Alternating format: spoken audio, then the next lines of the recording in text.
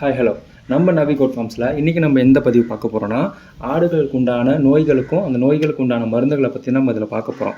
நம்ம இப்போ ஒரு பண்ணை வச்சுருக்கோன்னா, நம்மளோட ஆடுகளை வந்து பார்த்திங்கன்னா காலையிலே கொஞ்சம் ஃப்ரீயாக அவுத்து விட்டு அந்த ஆடுகளோட ஆக்டிவிட்டீஸை வந்து நம்ம மானிட்டர் பண்ணுறதுனால ஆடுகளுக்கு எதுவும் உடம்பு சரியில்லையா, இல்லை குழம்புல எதுவும் பிரச்சனையா, இல்லை ஜுரம் அடிக்குதா, இல்லை சளி பிரச்சனையா, இல்லை ஆடுகள் வந்து ரொம்ப உடஞ்சி போயிருக்குன்னா அதுக்கு வந்து குடல் புழு நீக்கம் எப்படி செய்கிறது போகிறத பற்றி நம்ம மானிட்டர் பண்ணுறது வந்து பார்த்திங்கன்னா ஒவ்வொரு நாளும் நம்ம பண்ணுறது வந்து பார்த்திங்கன்னா நம்ம பண்ணையில் இருக்க மற்ற ஆடுகளுக்கு வந்து இந்த நோயை பரவாமல் நம்ம தடுக்கிறதுல வந்து பார்த்திங்கன்னா ரொம்ப இன்றியமையாமல் இருக்குது. நம்ம யூஸ் பண்ணிகிட்டு இருக்க மருந்து வந்து பார்த்திங்கன்னா ஃபஸ்ட்டு சின்ன பாட்டில் அல்பண்டசோல். இது வந்து இந்த மருந்து வந்து பார்த்திங்கன்னா ஒரு 2 மாதம் 3 மாத குட்டிக்கு நான் அதை யூஸ் பண்ணுறேன். இது அல்பண்டசோல் அல்போமர் வந்து பார்த்திங்கன்னா வளர்ந்த ஆடுகளுக்கு, சினை இல்லாத ஆடு கிடா ஆடுகளுக்கு இதை நான் யூஸ் பண்ணுறேன். 3ஆவதாக இருக்கிறது வந்து பார்த்திங்கன்னா நோ கோல்டு அப்படின்னு சொல்கிற ஒரு சளி சிரப். இந்த சளி சிரப்பு வந்து பார்த்திங்கன்னா நல்லாவே இருக்குது. ஆடுகளுக்கு சளி ஆரம்ப நிலையாக இருக்கும்போதே நம்ம அதை வந்து சரி பண்ணிடலாம். இந்த மருந்தை பற்றின வீடியோ வந்து நான் ஒரு ஷார்ட்ஸ் போட்டிருக்கேன். அந்த ஷார்ட்ஸில் போய் நீங்கள் பார்த்துங்க. 4ஆவதாக இருக்கிறது வந்து சிப்கோன்னு சொல்லிட்டு உள்ள மருந்து. இது வந்து தீனி ஒழுங்காக சாப்பிடாத ஆளுக்கு லிவர் டானிக் அந்த ஆடுகளுக்கு கொடுத்தா நல்லாவே தீனி எடுக்கும்.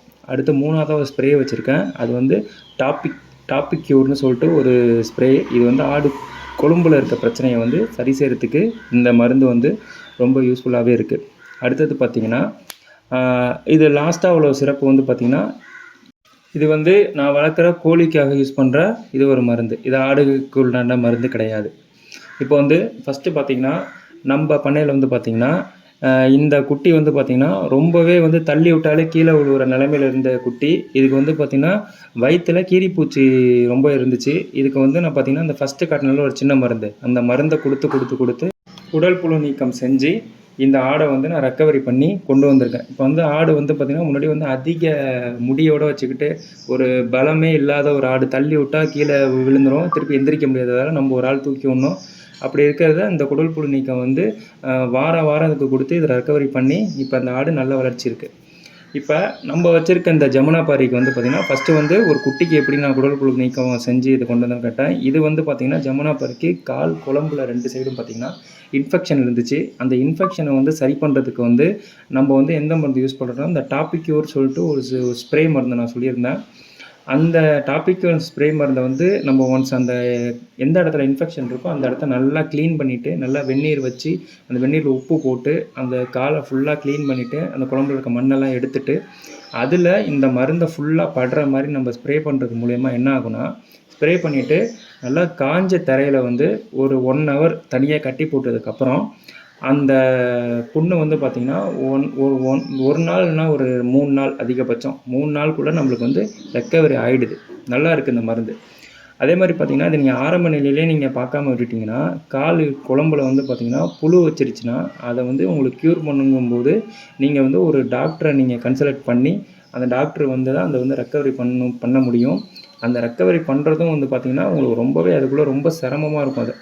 அதனால் வந்து நீங்கள் ஆரம்ப நிலையிலே நீங்கள் இந்த மாதிரி மருந்துகளை வாங்கி நீங்கள் பயன்படுத்துறதுனால உங்களுக்கு வந்து பார்த்திங்கன்னா ஆடு வந்து அதிகப்படியான நோய் தாக்கத்திலேருந்து நீங்கள் வந்து அதை ரெக்கவரி பண்ணி கொண்டு வரத்துக்கு ரொம்பவே உங்களுக்கு யூஸ்ஃபுல்லாக இருக்கும்.